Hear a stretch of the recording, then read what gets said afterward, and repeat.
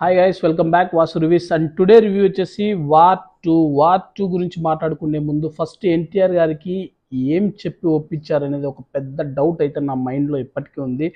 And cinema పరంగా చూస్తే హృతిక్ రోషన్ గారిది ఫస్ట్ హాఫ్ అంతా చాలా డల్గా అనిపిస్తుంది. అంటే ఎక్కడ హైప్ అయితే ఇవ్వలేదు, కానీ ఎన్టీఆర్ గారికి అయితే ఇంట్రడక్షన్ షాట్ నుంచి ఆయన కన్నపడిన ప్రతిసారి ఒక బీజియంతో అయితే సావదొబ్బారు. అండ్ ఐ మీన్ మన మైండ్ అయితే కొంచెం ఇరిటేషన్ వచ్చేలా కొట్టారు బీజిఎం.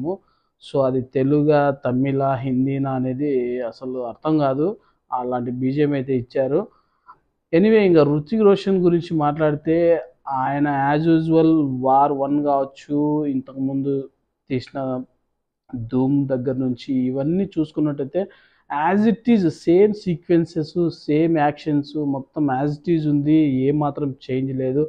అండ్ మెయిన్ థింగ్ ఏంటంటే సినిమా అయితే 100% తెలుగు డబ్బింగ్ వర్షన్ లాగే ఉంది తప్ప ఎక్కడ ఎన్టీఆర్ గారు లాంటి పెద్ద హీరో ఉన్న సినిమా తెలుగు సినిమాలా అయితే ఎక్కడ 1% కూడా అనిపించలేదు. 100% ఇదైతే తెలుగు డబ్బింగ్ ఫిలిం లాగానే ఉంది. And pure Hindi film. And Telugu cinema లాగా mass action, mass dialogues, expectations అంటే మ్యాన్ ఆఫ్ మాసెస్ ఎన్టీఆర్ గారిని దృష్టిలో పెట్టుకొని మనం ఎక్స్పెక్టేషన్స్ పెట్టుకొని వెళ్తే మాత్రం 100% డిసప్పాయింట్ అవుతాం. అండ్ సినిమాలో అయితే స్టోరీ ఏం లేదు, కూర్చున్న వెంటనే మీరే స్టోరీని అయితే మీరు గెస్ చేసేస్తారు.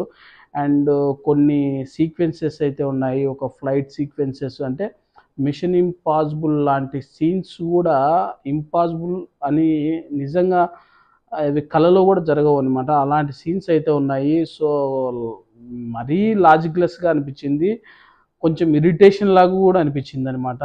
అండ్ సీన్స్ అంటే ఒక ఫైట్ సీక్వెన్సెస్ కానీ, బీజిఎం కానీ సినిమాలో చెప్పుకోవడానికైతే ఏది గొప్పగా లేదు. సో వార్ 2తో మై స్పెషల్ రిక్వెస్ట్ తెలుగు ఇండస్ట్రీకి అయితే టాప్ హీరోస్ అదర్ లాంగ్వేజెస్లో చేసేటప్పుడు మీ రోల్ని మాత్రం కొంచెం కూడా తగ్గించినా కానీ తెలుగు ఆడియన్స్ 100% యాక్సెప్ట్ చేయరు.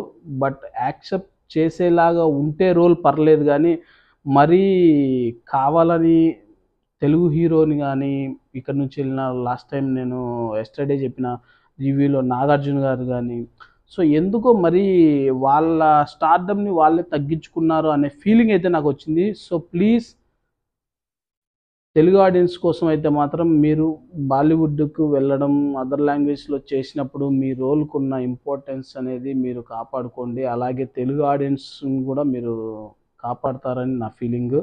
అండ్ సినిమాలోకి వెళ్తే హీరోయిన్ గురించి same as it is. And Hrithik Roshan గారి గురించి కావచ్చు, ఎన్టీఆర్ గారి గురించి కావచ్చు, సేమ్ అంతే. ఎక్కడ ఎంటర్టైన్ చేయలేదు మూవీ. అంటే బోరింగే ఎక్కువ ఉంది. అంటే ఇంకా పెట్టిన డబ్బులకి సినిమా చూసి వెళ్ళడం న్యాయం అనే ఒక ఒక సిద్ధాంతంతో కూర్చున్నామే తప్ప సినిమా ఇంట్రెస్ట్గా అనేది ఎక్కడా లేదు. సో నాకు తెలిసి వార్ 2 బెటరా అండ్ కూలీ బెటరా అంటే నేను కూలీకి కూడా రివ్యూ ఇచ్చాను. సో నాకు తెలిసి 100% కొంచెం ఎంగేజ్ చేసింది, ఎంటర్టైన్ చేసింది అంటే కూలీ 100%. ఈ వీక్ ఎవరు ఇద్దరిలో విన్ అంటే కూలీ అయితే విన్ అని చెప్తాను. సో వార్ 2 మరీ డిసప్పాయింట్ చేసింది. అసలు ఏంది, ఏం విన్నారు, కథ ఏం విన్నారు, మరి వెళ్ళాలని వెళ్ళారా బాలీవుడ్కి, తీయాలని తీశారా అనేది తెలియట్లేదు. కానీ సీరియస్గా ఎన్టీఆర్ గారి యాక్షను ఇదంతా సెట్ అవ్వలేదనేది నా ఫీలింగు. సో కామెడీ ట్రై చేశారు కానీ అది వర్కౌట్ అవ్వలేదు. అండ్ సో మూవీ గురించి ఇంతే. So war 2 it's a below average film. This my rating Vasu reviews. Please watching my videos and like చేసి షేర్ చేసి నా వీడియోస్ని మీరు ఎంకరేజ్ చేస్తారని చెప్పేసి కోరుకుంటున్నా. సో ఇప్పటికీ సబ్స్క్రైబ్ చేసుకోకపోతే ఎవరైనా సరే నా ఛానల్ని వాసు రివ్యూస్ని సబ్స్క్రైబ్ చేసుకోండి. Thank you for watching Vasu reviews. Signing off Vasu.